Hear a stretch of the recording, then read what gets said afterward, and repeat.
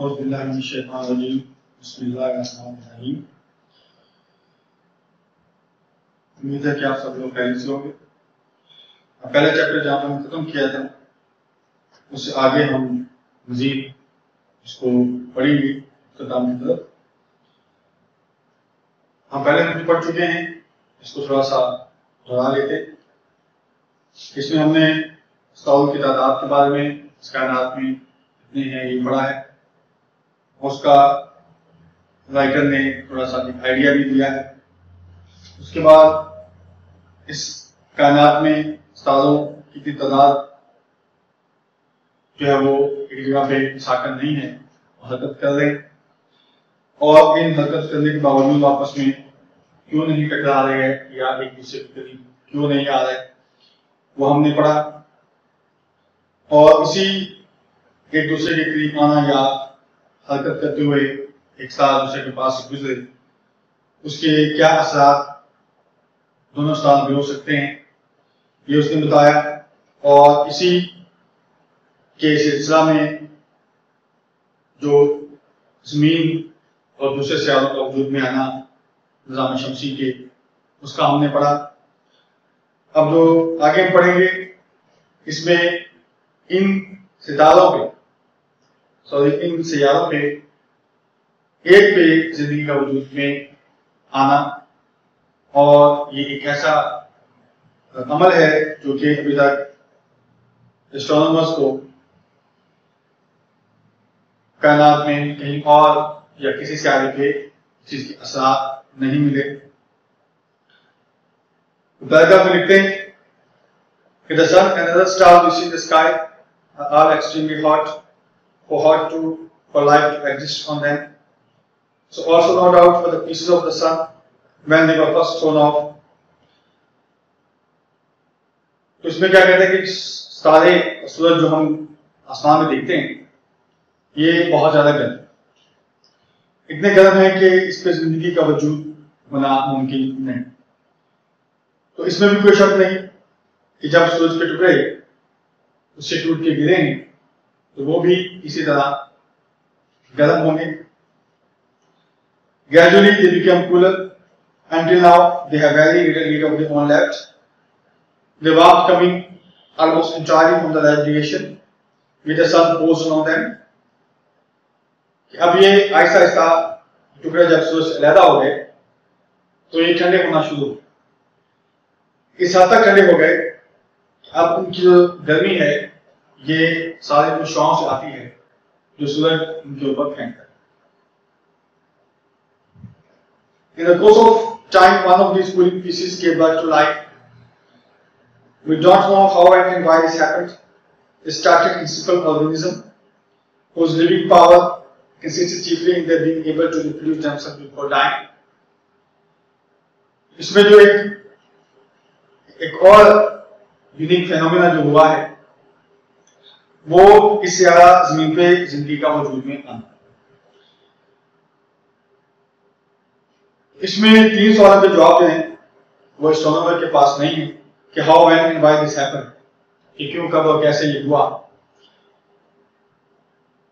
उनका भी ये अंदाजा है कि ये एक सिंपल ऑर्गेनिज्म कहते हैं जानदार, एक छोटे से जानदार से ये सिलसिला शुरू हुआ। और उस जानदार की खासियत क्या थी कि वो मरने से पहले पहले अपने आप को रिप्रोड्यूस या पैदा कर ले।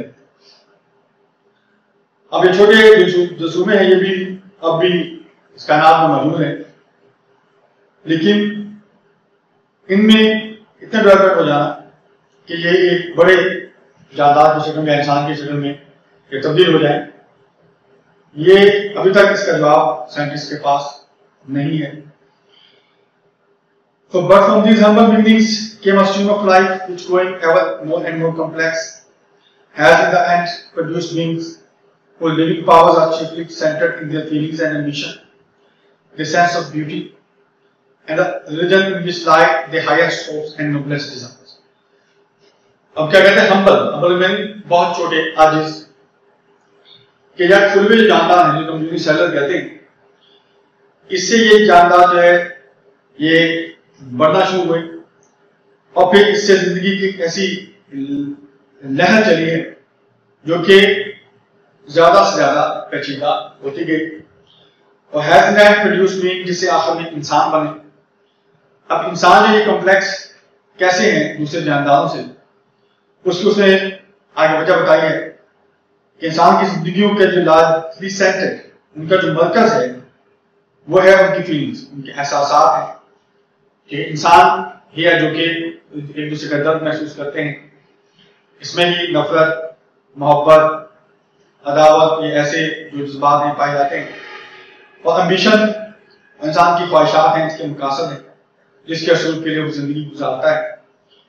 उसके बाद सेंस ऑफ ब्यूटी, इसमें ज़ौक़े जमाल है या इसके खूबसूरती का सबर है। ये खूबसूरत चीज़ों को पसंद करता है, साफ सुथरी चीज़ों को पसंद करता है, अच्छा रहना पसंद करता है, जबकि दूसरे जानदारों में ये फीलिंग्स नहीं है। और फिर जो सबसे यूनिक चीज़ है वो है रिलीजन। इंसान में जो मजहब है ये इन तमाम सवालों का जवाब देगा जो पीछे पढ़ चुके हैं कि how and why this happened, कि इंसान वजूद में क्यों आया, कैसे वजूद में आया और इसके आने का मकसद क्या है, या इस कायनात को बनाने वाला कौन है, उसने इसको क्यों बनाया है, इसका शुरू कैसे हुआ, इसका इख्तिताम कैसे होगा। ये सारी चीजें हमें मजहब ही बताता। अब जब हम इन सवालों के जवाब हम मजहब से मिलते हैं तो फिर मजहब में हमारी हाईएस्ट होप्स, हमारी सबसे अच्छी उम्मीदें, बुलंद उम्मीदें हमारी इसी मजहब के साथ मुंसलिक हैं कि हम इसमें अपनी जान की कुर्बानी देंगे, माल की कुर्बानी देंगे, मुसीबतें बर्दाश्त करेंगे इस मजहब के लिए, और इसके बदला में हमें बहुत सारी नेक तमन्नाएं, हमारी नेक ख्वाहिशात हमारी जो हैं वो अल्लाह ताला ने वादा किया है वो पूरी करेगा, और उसी के लिए हम ये सारी चीजें करते हैं। और नोबलेस्ट डिजायर्स और हमारी आला तीन ख्वाहिशात भी इसी मजहब में वाबस्ता है, और यही है जो कि हमें गारंटी देता है कि आप जिंदगी में कोई भी नया काम करते हैं उसके बदला में आपको जिंदगी में भी फायदा मिलेगा और डे आफ्टर टुमारो या आखिरत के दिन भी ये मिलेगा, judgement day sorry. Although we cannot speak with any certainty, it seems most likely that the human race came into existence in some such way as this. अब क्योंकि जो राइटर है ये नॉन मुस्लिम ज्यादा है, अगरचे क्रिश्चियन है, लेकिन इनका यकीन नहीं है और इसलिए वो इस चीज पे दोबारा कहता है कि हम अगरचे यकीन से नहीं कह सकते, लेकिन ज्यादा लगता है यही है, सर्टेनिटी के चांसेस ज्यादा ये हैं कि इंसानी जो जिंदगी है, ये इंसानी बने हुए इंसान है, नस्ल इंसान है, वो भी इसी तरह ही वजूद में आ गई। इसलिए वो इस बात पर सवाल करते हैं कि इंसान जब मर जाएगा तो कहाँ जाएगा, ठीक है जी, इसका अंजाम क्या होगा। तो जब वो मजहब पर यकीन रखेंगे तो फिर ये चीजें आसानी से उनका जवाब उन्हें मिलता है। Standing on a little grain of sand, we try to discover the nature and purpose of the universe, which surrounds our home in space and time. फिर उसने फिर जमीन को इस रेत के जरिए से तशबीह दी कि जब हम इस पर खड़े होते हैं, इनकी तनवार करते हैं, सोचते हैं, तो फिर हम इस कायनात की फितरत और इसके मकसद को जानने की कोशिश करते हैं। और इस कायनात ने हमें स्पेस एंड टाइम, हमें खला में और वक्त में इसने हमें चारों तरफ से घेरा हुआ है। तो हम कोशिश करेंगे कि इसको जानें कि ये वजूद में क्यों आई, ये किन चीजों से बनी, इसका इख्तिताम क्या होगा, इंसान जो उसमें मौजूद है उसको यहाँ पे क्यों भेजा गया या वो यहाँ पे क्यों आया, ये सारी चीजों का जवाब जो है ये मजहब हमें देता है। अब कहता है जब हम इस अपने छोटे से रेत के जरिए पे खड़े होते हैं और कायनात का मुशाहदा करते हैं तो हमें खौफ महसूस हो। अब खौफ की चार उसने वजूहात बताई हैं कि first feeling is something like fear. We find the universe frightening because of its immense distances which we do not understand. पहली वजह क्या है कि इस कायनात में फासले बहुत ज्यादा हैं, एक सियारे का दूसरे सियारे से, एक सितारे का दूसरे सितारे से, इतना ज्यादा फासला है कि हम उसको आम हमारे जो अदाद-ओ-शुमार हैं उसमें नहीं आ सकता। और फिर इसको वो लाइट ईयर, रोशनी जो है वो एक साल में जितना फासला तय करती है, इस हिसाब से वो कला में जो फासले हैं उसको मापते हैं। दूसरी वजह है So I think because of the stretches of time so great that we cannot imagine that then फिर इस वक्त के फैलाव बहुत ज्यादा है कि जिंदगी का वजूद में आया है या इस जमीन को देखते हैं तो 4 अरब साल पहले का अंदाजा लगाया उन्होंने कि वजूद में है और ये बहुत ज्यादा फासला फैलाव है वक्त का। तीसरा क्या बताया कि making of human history so very small in comparison. फिर जब जमीन या ये निज़ाम शम्स वजूद में आया तो 4 अरब साल पहले उसका तखमीना लगाते हैं और इस पे जब इंसानी जिंदगी वजूद में आई तो ये कोई हजारों सालों की बात होगी, तो इसका आपस में किसी किस्म का कोई मुवाजना नहीं है। फिर कहते हैं कि जब इस कायनात के वजूद में आने को हम मापते हैं या सोलर सिस्टम के वजूद में आने को मापते हैं और फिर इंसानी तारीख को देखते हैं तो इंसानी तारीख इस कायनात के वजूद में आने के मुकाबले में बहुत ज्यादा छोटी नजर आती है। So I think because of this extreme loneliness, फिर तीसरी वजह क्या है कि हम डरते हैं कि हम इस कायनात में अकेले हैं। हम जैसी कोई सैयारा हमारे जैसा जमीन जैसा इस कायनात में नहीं है और अगर जमीन जैसा सैयारा है भी सही तो उस पे जिंदगी का वजूद भी अभी तक साइंटिस्ट को नहीं मिल सका। लास्टली में कहते हैं because of the littleness of our home space a millionth part of a grain of sand out of all the sea sand in the world। और आगे जो बताई वो है कि हमारे इस कायनात में जो हमारा घर है जमीन ये इस खला के मुकाबले में बहुत ज्यादा छोटी है। और फिर से क्या मजा है कि जब इस कायनात में मुकाबले में मापते हैं तो एक रेत के जर्रे का भी लाखवां हिस्सा जो है वो हमारी जमीन होगी और उस पर जिंदगी का वजूद है और बाकी किसी जगह पे भी इस जैसा सियारा भी इंसान को नहीं मिल सका और ना ही इस जैसी कोई जिंदगी जो है वो मिल सकी है। ये 4 वजह तो बताएं कि जिसको जब हम इस कायनात का मुशाहदा करते हैं तो फिर हमें ये डराने वाली महसूस आगे लिखते हैं कि but above all else we find the universe striking because we cannot find any sign that life like our own exists anywhere in it except on earth।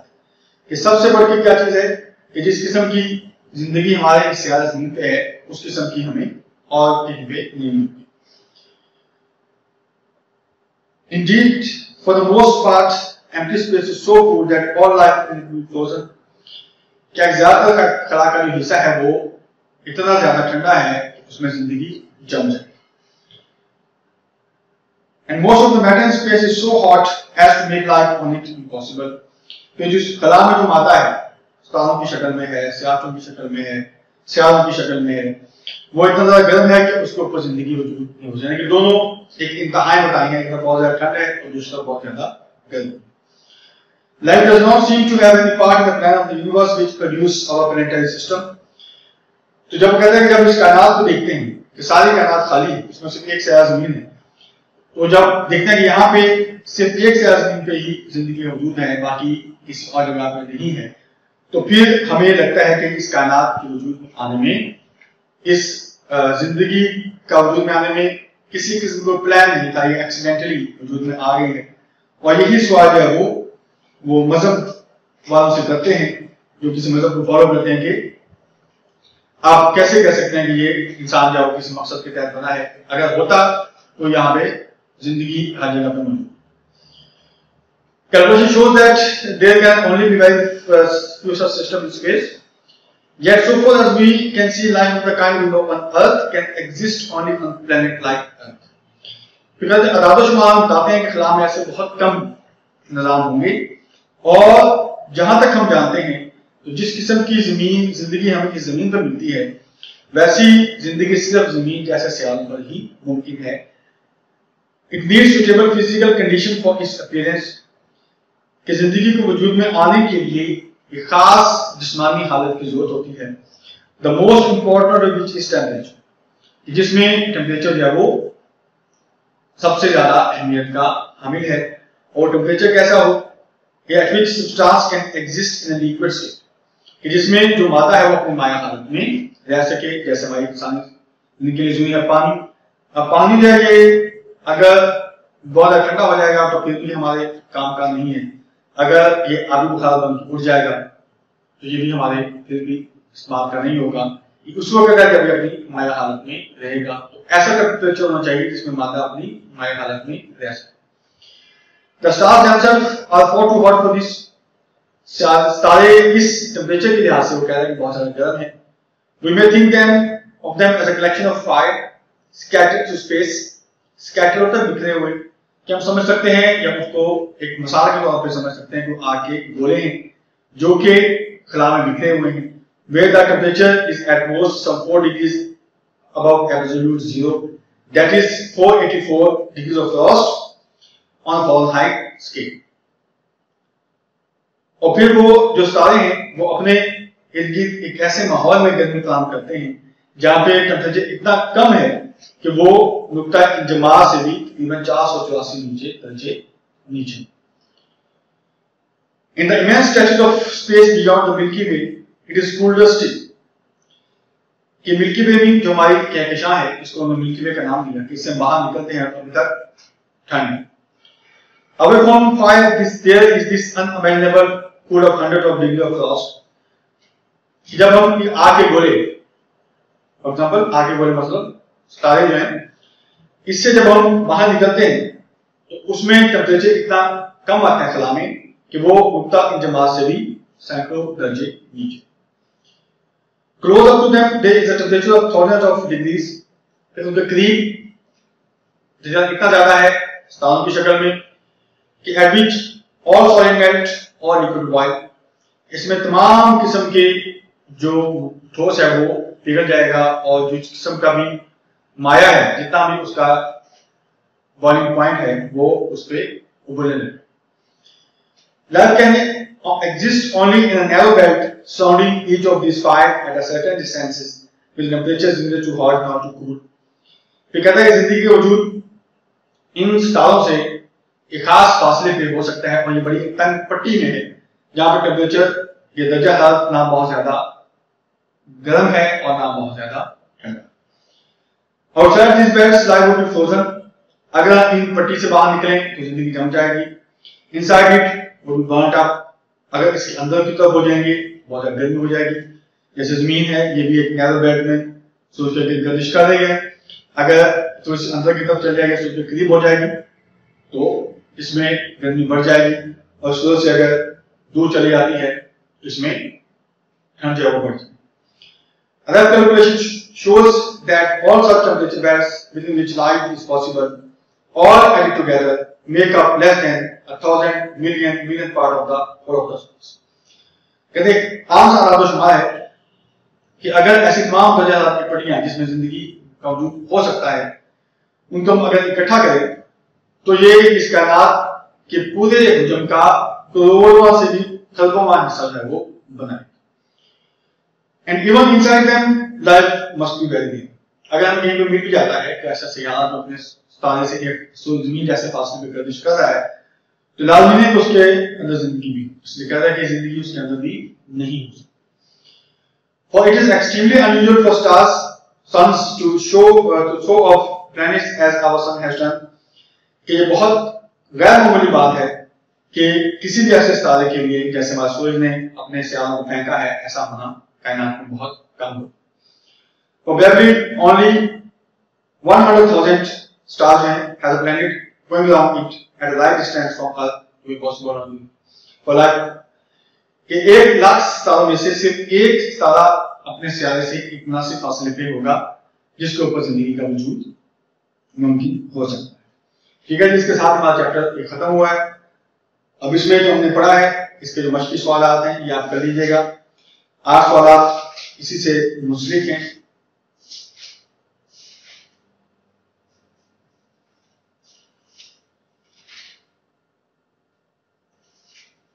उसको भी उन्होंने इसी तरीके से हल किया है कि इसमें सितारों की तादाद कितनी है, सितारों का हर पैराग्राफ के हवाले से उन्होंने इस चैप्टर को डिवाइड किया है.